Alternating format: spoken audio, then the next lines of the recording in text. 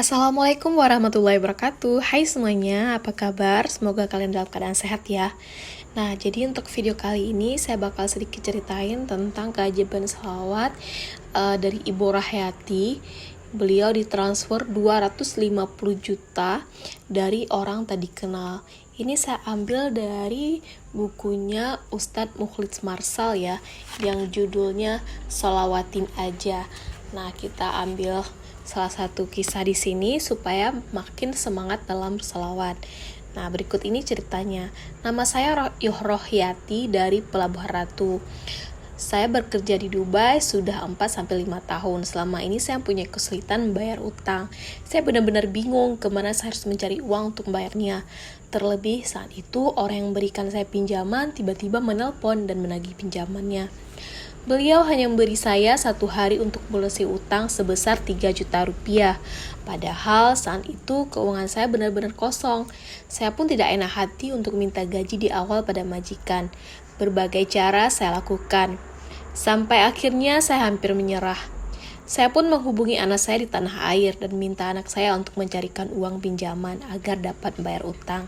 Saya janji saya akan melunasi begitu gajian. Ya, walaupun saat itu gajian saya masih terbilang cukup lama. Alhamdulillah anak saya mendapat pinjaman dari kakak iparnya. Saya sangat bersyukur.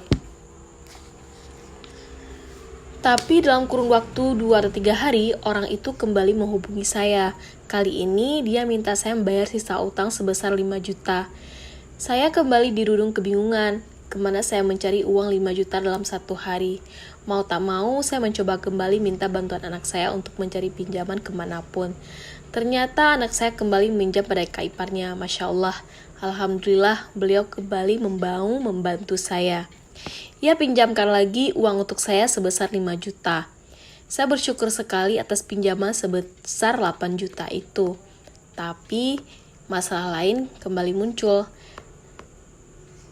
Saat itu saya bingung bagaimana bisa membayar utang 8 juta tersebut sementara gajian masih lama.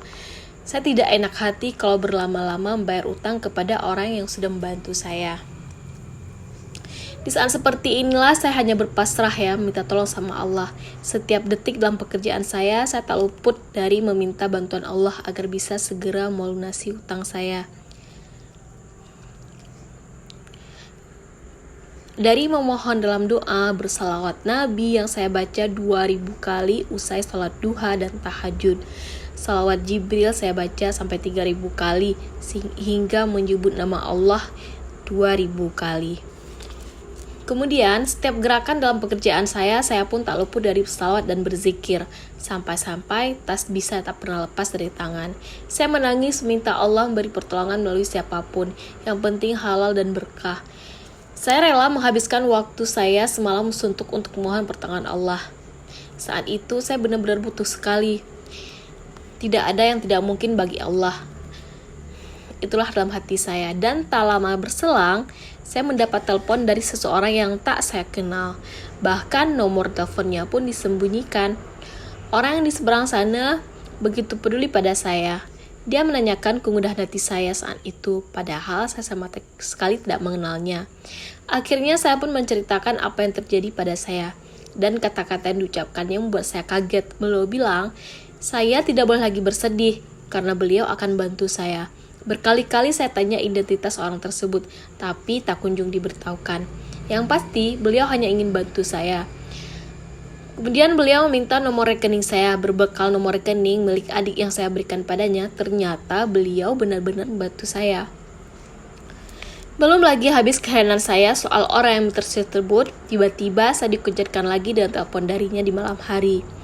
Beliau minta saya untuk mengecek nomor rekening yang saya berikan kepadanya, karena dia sudah mengirimkan sejumlah uang untuk membantu kesulitan saya. Masya Allah, air mata saya rasanya tak kuat lagi terbendung. Saya kembali bertanya soal identitas orang tersebut, tapi beliau tak juga mau jujur. Beliau hanya berpesan agar saya membuang jauh-jauh kesedihan dan air mata saya. Beliau menyuruh saya membayarkan semua utang saya, dan kalau sisa bisa dipakai untuk modal usaha suami saya di tanah air. Saya bingung bagaimana cara berterima kasih pada orang tersebut, sementara identitasnya saja saya tidak tahu. Keesokan paginya saya penasaran dan langsung menelpon adik saya untuk minta cek rekeningnya. Masya Allah, lagi-lagi saya dibuat banjir air mata penuh syukur atas bantuan Allah berikan lewat orang misterius tersebut. Bantuan itu benar-benar nyata adanya.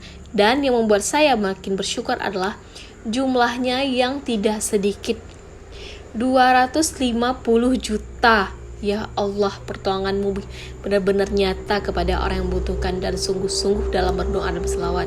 Keajaiban sayang selawat yang saya amalkan beribu-ribu kali begitu terasa dahsyatnya. Alhamdulillah.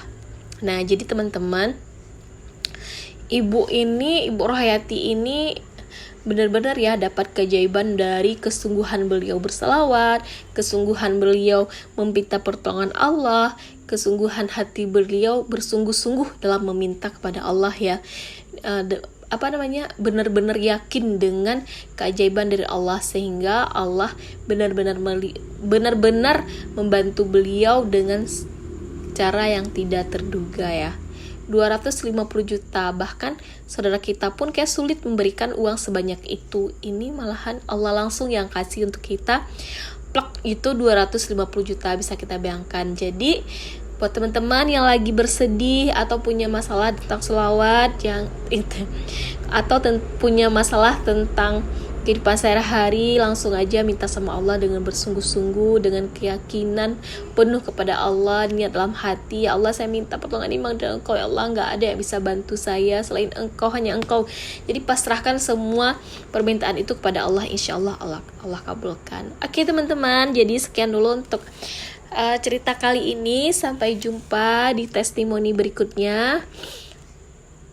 Kalau kalian yang pengen tahu tentang sholat, bisa beli buku Sholatin Aja karya Ustadz Mukhlis Marsal ya. Oke teman-teman, sekian dulu untuk episode kali ini. Sampai jumpa di episodenya. Assalamualaikum.